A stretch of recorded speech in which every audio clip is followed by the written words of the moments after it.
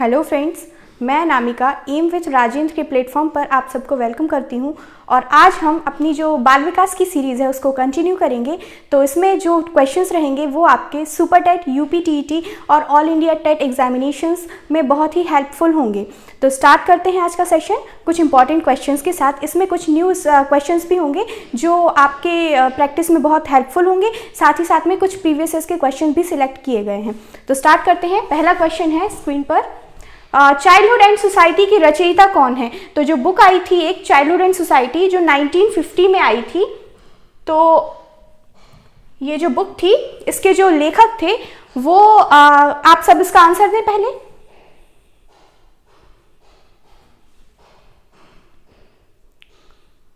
तो जो ये बुक थी चाइल्डहुड एंड सोसाइटी जो कि 1950 में पब्लिश हुई थी, इसके जो राइटर या लेखक थे एरिक एरिक्सन। तो इसका सही आंसर हो जाएगा option number B. Now next question पर मूव करते हैं। So the next question is, उलझन की अवस्था है। तो उलझन यानी कंफ्यूजन, ये जो एज होती है, जो हमारी एडोलेसेंस की एज होती है, ये होता है एक ट्रांजिशन पीरियड। इसमें जो बच्चा होता है वो ना तो टोटली चाइल्ड रहता है और ना ही एडल्ट में कन्वर्ट हो जाता है। तो जो ट्रांजिशन की एज होती है, तो इस एज में बच्चे के ऊपर बहुत ही सारा प्रेशर होता है और बहुत ही कंफ्यूजन से सफर कर रहा होता है। तो इसकी जो सही आंसर होगा इस क्वेश्चन का, आप सब बताएं।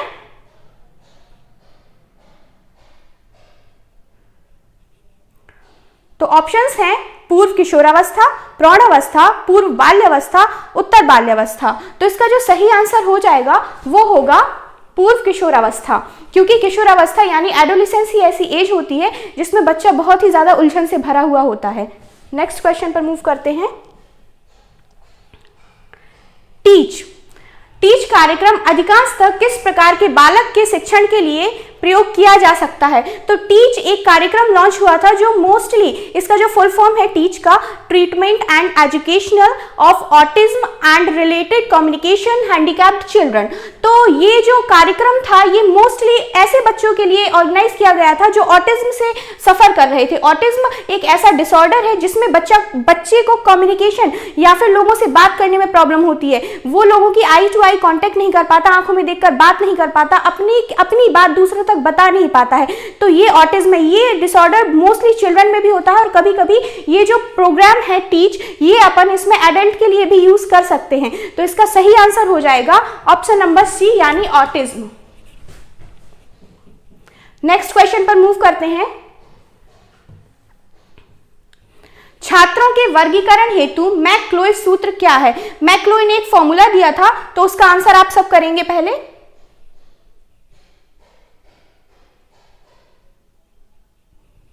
तो इस क्वेश्चन का जो सही आंसर हो जाएगा वो हो जाएगा ऑप्शन नंबर सी, जिसमें 4 टाइम्स ऑफ एज, 4 गुना आयु प्लस ऊंचाई प्लस भार, इन सब का सम करके 3 से डिवीजन करेंगे तो ये छात्रों के वर्गीकरण जो मैक्लोइ ने दिया था उसका रिजल्ट बता देगा। तो इसका सही आंसर हो जाएगा ऑप्शन नंबर सी।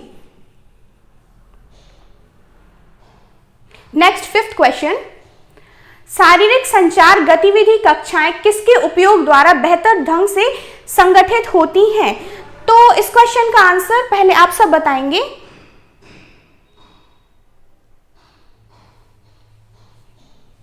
ऑप्शंस हैं आदेश पद्धति, प्रदर्शन पद्धति, समूह निर्देशित अभ्यास पद्धति, विचार विमर्श पद्धति। तो इसका जो क्वेश्चन नंबर ए है वो करेक्ट आंसर है, आदेश यानी ऑर्डर मेथड। तो ये बहुत ही हेल्पफुल होता है, जो भी गतिविधियां होती है शारीरिक संचार की गतिविधियां, उनको बेहतर ढंग से ऑर्गेनाइज करने के लिए। नेक्स्ट क्वेश्चन, क्षण परिपक्वता का काल होता है। तो ये जो क्षण परिपक्वता है इसको इंग्लिश में कहते हैं स्यूडो मैच्योरिटी। तो जब ये शब्द होता है, एक इंग्लिश का वर्ड है जिसको बोलते हैं स्यूडो। स्यूडो मीन्स होता है फॉल्स, फॉल्स यानी गलत। तो स्यूडो मतलब फॉल्स मतलब ऐसा होता है कि बच्चा अपने आप को, ना तो वो मैच्योर होता है, ट्रू मैच्योर नहीं होता है, वो पूरी तरीके से ना तो परिपक्व होता है और ना ही वो बच्चा होता है। तो यही जो एज होती है ये अपन इसको कंसीडर तो करते हैं एडोलेसेंस में, लेकिन क्योंकि ये उत्तर बाल्यावस्था की भी अवस्था आ जाती है और पूर्व किशोरावस्था में भी आती है, तो जो सबसे एप्रोप्रिएट आंसर होगा इस क्वेश्चन का वो होगा question number D, option number D. तो सबसे एप्रोप्रिएट आंसर ही अपन को चूज करना है, तो इसका आंसर हो जाएगा ऑप्शन नंबर डी यानी उत्तर बाल्यावस्था। नेक्स्ट क्वेश्चन, क्वेश्चन नंबर 7, निम्न में से कौन सी अवधि यौन आरंभ एज ऑफ प्यूबर्टी कहलाती है? तो इस क्वेश्चन का आंसर आप सब बताएं।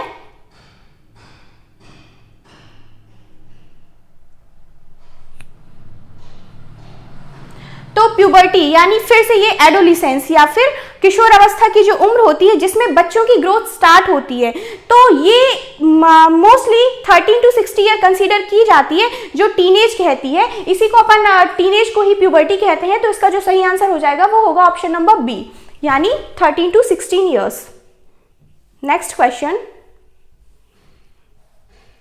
क्वेश्चन नंबर 8, निम्न में से कौन सा बाह्य अभिप्रेरणा का एक उदाहरण है?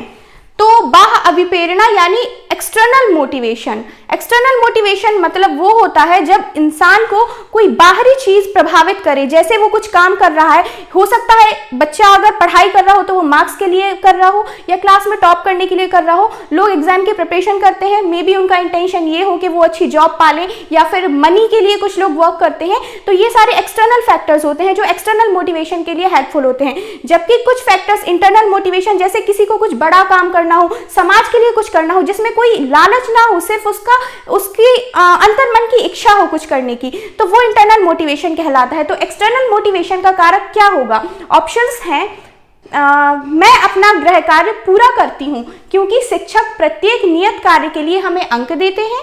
ऑप्शन बी, मैं अपना गृह कार्य करना पसंद करती हूं क्योंकि यह बहुत आनंददायक है। ऑप्शन सी, मैं बहुत अधिक सीखती हूं जब मैं अपना गृह कार्य करती हूं। ऑप्शन डी, गृह कार्य करने से मैं अवधारणाओं को अच्छी तरह से समझ पाती हूं। तो जो इसका मोस्ट एप्रोप्रिएट आंसर लग रहा है वो लग रहा है ऑप्शन नंबर ए।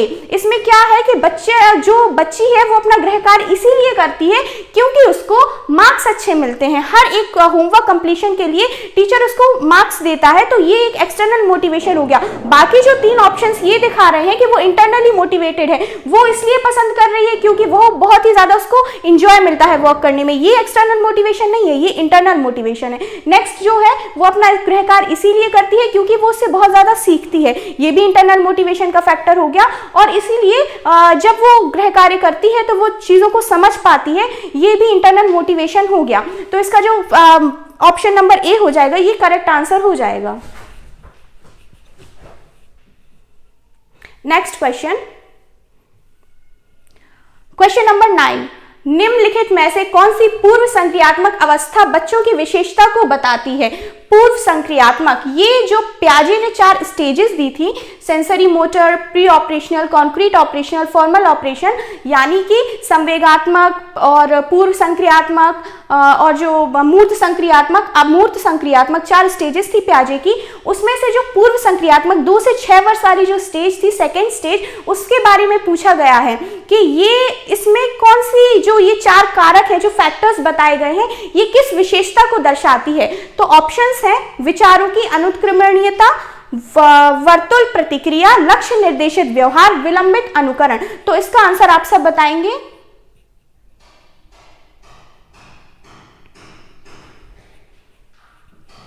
तो विचारों की अनुक्रमणीयता मतलब इरिवर्सिबिलिटी।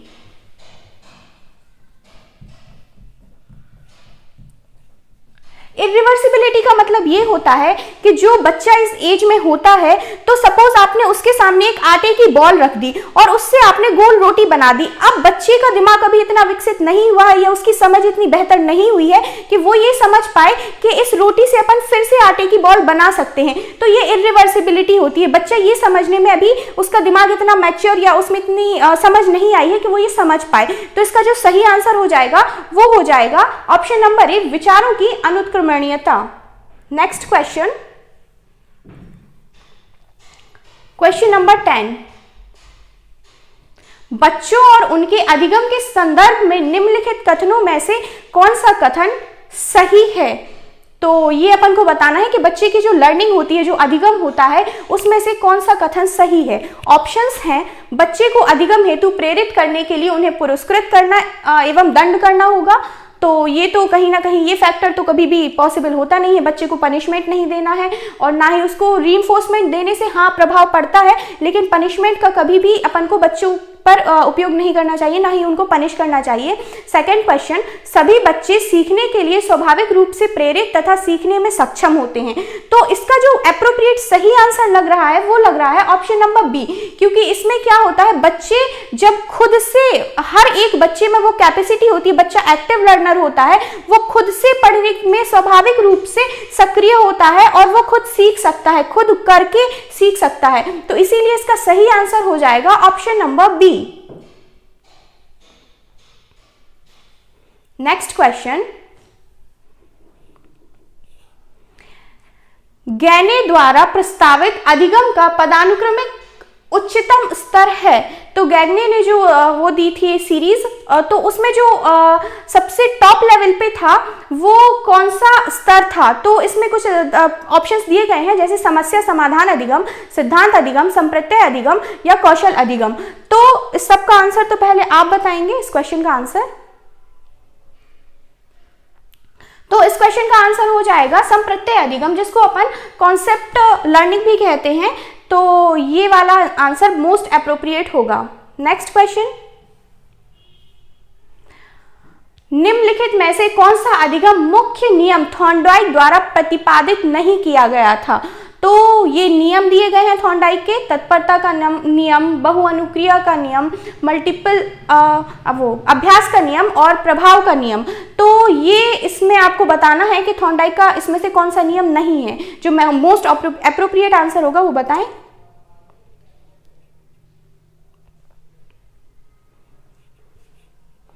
तो बहुअनुक्रिया का नियम यानी मल्टीपल रिस्पॉन्स का जो नियम था, मल्टीपल रिस्पॉन्स थ्योरी, ये थॉर्नडाइक द्वारा नहीं दी गई थी। जबकि तत्परता का नियम, अभ्यास का नियम, law of practice, law of effect, ये सारे थॉर्नडाइक द्वारा दिए गए थे। तो इसका आंसर जो सही हो जाएगा वो हो जाएगा ऑप्शन नंबर बी।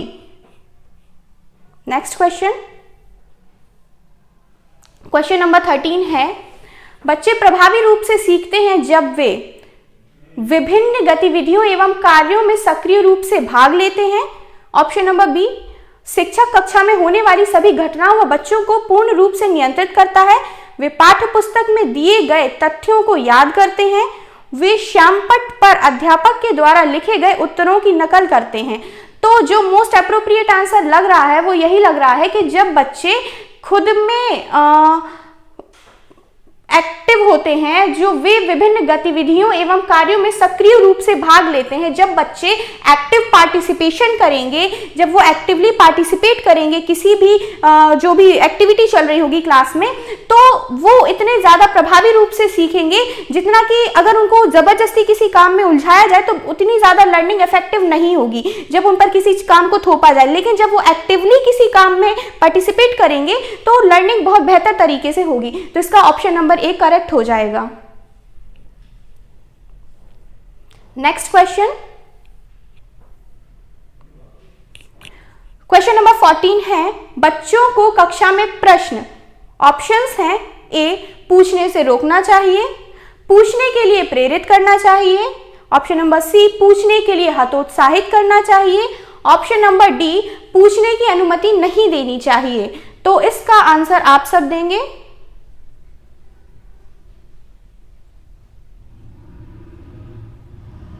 तो इस क्वेश्चन का जो करेक्ट आंसर समझ में आ रहा है वो ऑप्शन नंबर बी लग रहा है, कि जिसमें बच्चे को मोटिवेट करना चाहिए कि वो क्लास में क्वेश्चन पूछे, क्योंकि क्वेश्चनिंग एक बहुत अच्छा मेथड होता है बच्चों के कॉन्सेप्ट्स को क्लियर करने के लिए। तो ऑप्शन नंबर बी करेक्ट हो गया। Next, coming to the next question, question number 15, व्यक्ति का स्वयं के बारे में उसकी क्षमताओं योग्यताओं का प्रत्यक्षण कहलाता है। तो इसके ऑप्शंस हैं, ऑप्शन नंबर ए स्वसम्मान, ऑप्शन नंबर बी स्वनियंत्रण, ऑप्शन नंबर सी स्वसंप्रत्यय और ऑप्शन नंबर डी उपयुक्त सभी। तो इसका आंसर आप सब बताएंगे।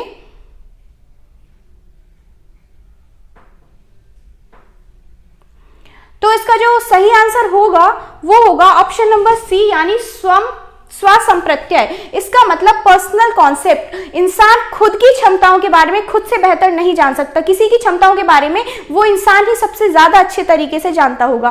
तो स्वसंप्रत्यय यानी सेल्फ कॉन्सेप्ट। तो इसका सही आंसर हो जाएगा ऑप्शन नंबर सी। अब नेक्स्ट क्वेश्चन पर बढ़ते हैं। क्वेश्चन नंबर 16 है, रॉर्सा स्याही धब्बा निम्न में से किस श्रेणी में रखा जाता है? तो ये रॉर्सा इंक ब्लॉट टेस्ट था, जो एक पर्सनालिटी टेस्ट था, जो लोगों के विचारों को जानने में बहुत ही ज्यादा मददगार साबित हुआ था। तो इसको किस श्रेणी में रखा गया है, किस टाइप का टेस्ट है ये? तो ऑप्शंस हैं, ए व्यवहारात्मक विश्लेषण, ऑप्शन नंबर बी प्रक्षेपी तकनीकें, ऑप्शन नंबर सी स्वप्रतिवेदन मापक, ऑप्शन नंबर डी स्थिति परक परीक्षण। तो इसका जो एप्रोप्रिएट आंसर होगा वो पहले तो आप सब बताएंगे।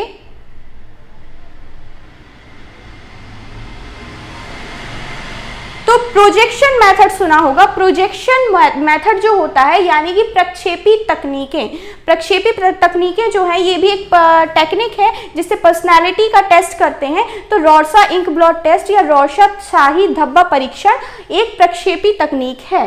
इसका नेक्स्ट क्वेश्चन होगा, जब शिक्षक को विद्यार्थियों एवं उनकी योग्यताओं के बारे में सकारात्मक विश्वास होता है तब विद्यार्थी, ऑप्शंस हैं, किसी भी रूप में प्रभावित नहीं होते, ऑप्शन बी सीखने के लिए उत्सुक एवं प्रेरित रहते हैं, ऑप्शन सी निश्चिंत हो जाते हैं तथा सीखने के लिए किसी भी तरह का प्रयास करना बंद कर देते हैं, ऑप्शन डी का उत्साह भंग हो जाता है तथा दबाव में आ जाते हैं। तो जब भी किसी बच्चे की योग्यताओं के बारे में अपन को पॉजिटिवली अपन किसी बच्चे से प्रेजेंट करेंगे, उसके सामने उसको रीइंफोर्स करेंगे या उसको मोटिवेट करेंगे किसी काम को करने के लिए, तो उसमें कॉन्फिडेंस लेवल बढ़ जाता है या कॉन्फिडेंस इंक्रीज होता है, तो वो और अच्छा करने की कोशिश करता है। तो जो मोस्ट एप्रोप्रिएट आंसर हमें दिख रहा है इस क्वेश्चन का वो होगा ऑप्शन नंबर बी, सीखने के लिए उत्सुक एवं प्रेरित रहते हैं, बहुत ही ज्यादा एक्साइटेड रहते हैं वो और मोटिवेटेड भी रहते हैं अगर अपन उनको सकारात्मकता दिखाएं उन बच्चों के सामने। तो ऑप्शन नंबर बी करेक्ट हो जाएगा। नेक्स्ट क्वेश्चन, क्वेश्चन नंबर 18, बच्चों की गलतियां शिक्षण अधिगम प्रतिक्रिया में महत्वहीन है, ऑप्शन नंबर बी प्रदर्शित करती है कि बच्चे कितने लापरवाह हैं, ऑप्शन नंबर सी बार बार अभ्यास करने के लिए कहकर तुरंत सुधार देनी चाहिए, ऑप्शन नंबर डी अधिगम प्रतिक्रिया का एक भाग है तथा उनके विचारों को एक अंतर्दृष्टि देती हैं। तो इसका आंसर पहले आप सब बताएंगे।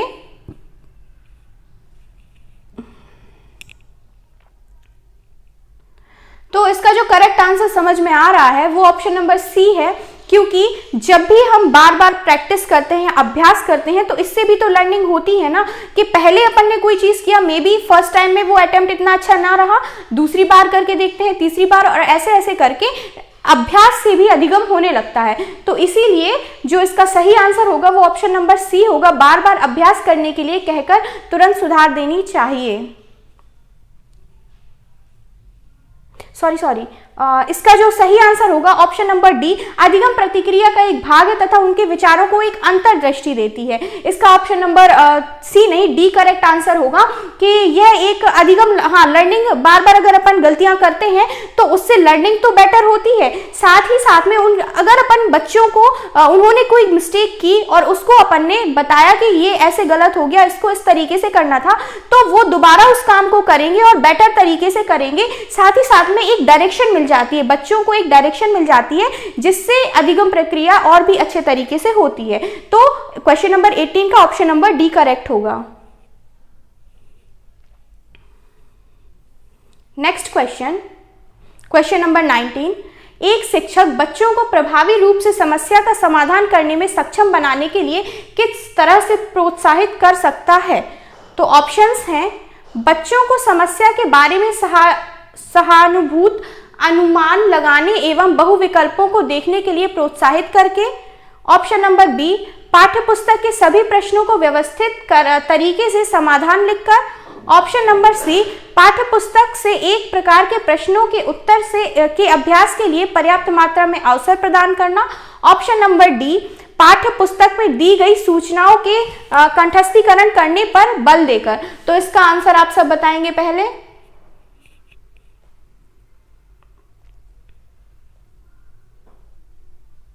तो इसका जो सही आंसर समझ में आ रहा है वो होगा ऑप्शन नंबर ए, बच्चों को समस्याओं के बारे में सहजानुभूत अनुमान लगाने एवं बहुविकल्पों को देखने के लिए प्रोत्साहित करने के लिए। नेक्स्ट क्वेश्चन, क्वेश्चन नंबर 20, अधिगम है। तो ऑप्शंस हैं, जो कुछ हम जानते हैं वह सब अधिगम किया हुआ है। ऑप्शन नंबर बी, व्यवहार ज्ञान और कौशल पर तुलनात्मक स्थायी प्रभाव है। ऑप्शन नंबर सी, प्रत्यक्ष रूप से अवलोकन और मापन योग्य है।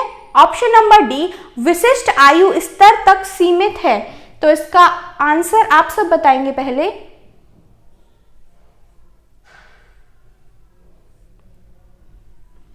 तो इस क्वेश्चन का जो सही आंसर होगा वो होगा ऑप्शन नंबर बी, व्यवहार ज्ञान और कौशल पर तुलनात्मक स्थायी प्रभाव ही अधिगम कहलाता है।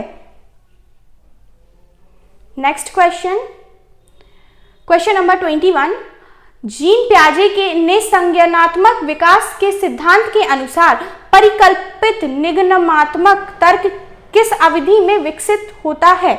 तो जो जीन पियाजे की 4 स्टेजेस थी, संवेगात्मक, पहले सेंसरी मोटर स्टेज, फिर प्री ऑपरेशनल पूर्व संक्रियात्मक, फिर कॉन्क्रीट ऑपरेशनल जिसको कहते हैं मूर्त संक्रियात्मक, और फॉर्मल ऑपरेशनल जिसको कहते हैं अमूर्त संक्रियात्मक।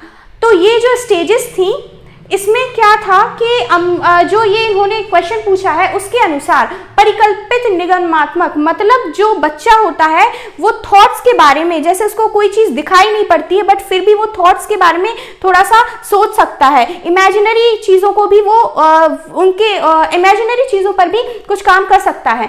तो ये जो इसका अप्रोप्रिएट आंसर होगा वो होगा ऑप्शन नंबर डी, जो कि होती है अमूर्त संक्रियात्मक अवस्था यानी formal operational stage. Next question 22 question है, जीन पियाजे के अनुसार बच्चे, ऑप्शन नंबर ए, को पुरस्कार एवं दंड के सिद्धांत का प्रयोग करते हुए विशिष्ट तरीके से व्यवहार करना एवं सीखना सिखाया जा सकता है। ऑप्शन नंबर बी, ज्ञान को सक्रिय रूप से संचरित करते हैं, वे दुनिया में व्यवहार कौशल का प्रयोग करते हैं तथा अन्वेषण करते हैं।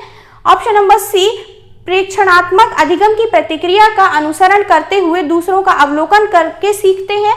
ऑप्शन नंबर डी, को उद्दीपक अनुक्रिया संबंधी के सावधानीपूर्ण नियंत्रण के द्वारा एक विशेष तरीके से व्यवहार करने के लिए अनुबंधित किया जा सकता है। तो इसका जो मोस्ट एप्रोप्रिएट आंसर लग रहा है वो लग रहा है ऑप्शन नंबर बी, क्योंकि पियाजे ने हमेशा कहा है कि बच्चे एक्टिव कंस्ट्रक्टर, एक्टिव लर्नर होते हैं और वो करके सीखते हैं, मतलब वो खुद उनमें इतनी कैपेसिटी, कॉम्पिटेंसी होती है कि बच्चे एक्टिवली काम करके भी सीख सकते हैं। तो इसका सही आंसर हो जाएगा option number B. Next question पर मूव करते हैं। क्वेश्चन नंबर 23, चालक विकास की दर में व्यक्तिगत विविधताएं होती हैं, फिर चालक विकास का क्रम डैश से डैश तक होता है। तो इसका जो आंसर होगा पहले तो आप सब बताएंगे।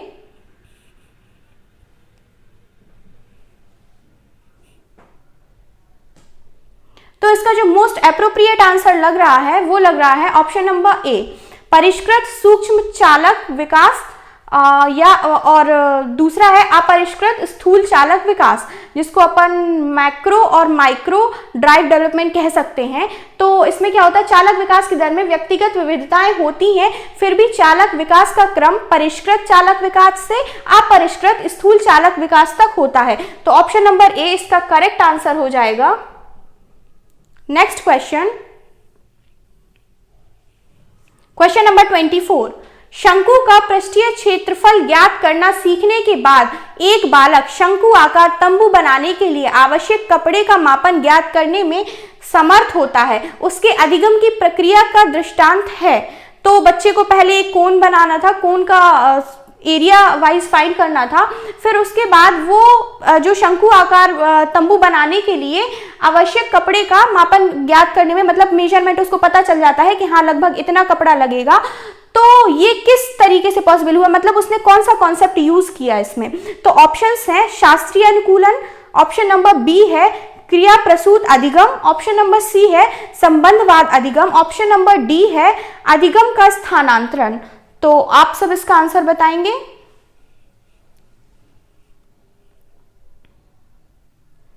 तो इस क्वेश्चन का जो मोस्ट एप्रोप्रिएट आंसर होगा वो होगा अधिगम का स्थानांतरण यानी ट्रांसफर ऑफ लर्निंग। बच्चा एक लर्निंग को, जो लर्निंग हुई है, जो उसने सीखा है, उसको दूसरी जगह भी यूज कर सकता है। तो 24 क्वेश्चन का आंसर हो जाएगा ऑप्शन नंबर डी यानी अधिगम का स्थानांतरण। 25 क्वेश्चन, निम्नलिखित में से कौन सा मानव विकास का सिद्धांत नहीं है? तो ऑप्शंस हैं सामान्य से विशिष्ट यानी जनरल टू स्पेसिफिक, क्रमिकता, और ऑप्शन नंबर सी है विलोमीयता या उत्क्रमणीयता यानी इरिवर्सिबिलिटी, और ऑप्शन नंबर डी है निरंतरता। तो ये सारे जो कारक दिख रहे हैं ऑप्शन नंबर ए यानी जो विकास होता है वो जनरल टू स्पेसिफिक ही होता है। जब बच्चा पैदा होता है तो वो रोने में पूरी बॉडी को हिलाता है, क्रॉल कर, और फिर धीरे धीरे जैसे वो बड़ा होता जाता है, जब वो हाथ चलाना सीखता है, जब उसे फेस को टच करना सपोज, तो धीरे धीरे स्पेसिफिसिटी आती है कि वो अपने मुंह को कैसे टच करेगा, हाथ उसके मूव करना स्टार्ट करते हैं। तो ये तो सही हो गया। क्रमिकता मतलब सीरीज वाइज होता है, यूनिफॉर्म होता है, और विलोमीयता यानी इरिवर्सिबिलिटी ये एक ऐसा फैक्टर है जो डेवलपमेंट में कभी भी नहीं होता है। तो इसका सही आंसर हो जाएगा ऑप्शन नंबर सी, क्योंकि विकास हमेशा आगे की तरफ होता है, कभी भी पीछे नहीं होता। और साथ ही साथ में जैसे हाँ कभी कोई फैक्टर्स होते हैं, सपोज कोई बीमार हो गया, उससे जो उसमें वीकनेसेस आ गई उनको विकास में इरिवर्सिबिलिटी में कंसीडर नहीं किया जाता। तो इसका सही आंसर हो जाएगा option number C. Next question, Bridges के अनुसार उत्तेजना भाग है। इस क्वेश्चन का आंसर आप सब बताएंगे पहले।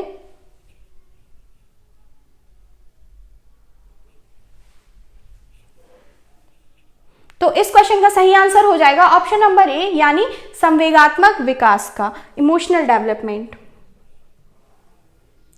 क्वेश्चन नंबर 27 है, एरिक्सन के अनुसार बच्चों का मनोसामाजिक विकास 8 चरणों में होता है। कक्षा 3 का एक छात्र लगभग 9 साल का विकास के किस चरण से मेल खाता है? ऑप्शंस हैं अंतर्गता बनाम अलगाव, ऑप्शन बी है नेतृत्व बनाम अपराध, ऑप्शन नंबर सी है परिश्रम बनाम हीनता, ऑप्शन नंबर डी है शर्मिंदगी बनाम संदेह के मुकाबले की स्वायत्ता। तो जो एरिक्सन थे उन्होंने साइकोसोशल डेवलपमेंट की स्टेजेस दी थी, जिनको इन्होंने 8 भागों में डिवाइड किया गया था। तो इसमें जो उन्होंने बोला है कि एक 8 साल का बच्चा है वो किस अवस्था में या किस स्टेज में आएगा। तो इस टाइम पर क्या होता है, बच्चा स्कूल में पहुंच जाता है, स्कूल में फ्रेंड्स के बीच में रहना स्टार्ट कर देता है, और अब वो अलग अलग एक्टिविटीज में, जो स्कूल एक्टिविटीज होती हैं उसमें इन्वॉल्व होता है। तो ऑप्शन नंबर सी है जो परिश्रम बनाम हीनता, जब वो स्पोर्ट्स एक्टिविटी में सपोज इन्वॉल्व हुआ और उसको एक अच्छा सपोर्ट मिल गया फ्रेंड्स का या टीचर्स का, तो बच्चा क्या करेगा, बहुत ही कॉन्फिडेंस हो जाएगा। और अगर उसी एज में उसको बॉयकॉट कर दिया गया, क्लास के बच्चों ने उसको रिस्पॉन्ड नहीं दिया, टीचर ने उसके साथ अच्छा बिहेव नहीं किया, तो उसमें हीनता की भावना आ जाएगी। तो ये इंडस्ट्री वर्सेस इंफीरियरिटी इंग्लिश में इसको बोलते हैं। तो ऑप्शन नंबर सी इसका करेक्ट आंसर हो जाएगा। क्वेश्चन नंबर 28, पारिस्थितिकीय सिद्धांत के अनुसार मूल्य किस तंत्र में आते हैं? इस क्वेश्चन का आंसर आप सब बताएंगे। ऑप्शंस हैं micro system, option B macro system, option C exo system, और ऑप्शन डी मीजो सिस्टम। तो इसका सही आंसर आप सब बताएं। इस क्वेश्चन का जो सही आंसर होगा वो होगा ऑप्शन नंबर बी यानी मैक्रो सिस्टम। नेक्स्ट क्वेश्चन और आज के लिए लास्ट, 29, निम्नलिखित कथनों में से कौन सा विकास एवं अधिगम के बीच में संबंध को सही प्रकार से सूचित करता है?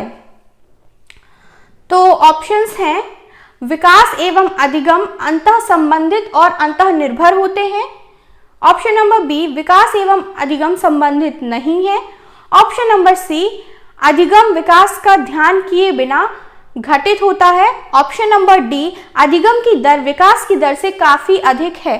तो इस क्वेश्चन का आंसर आप सब बताएंगे।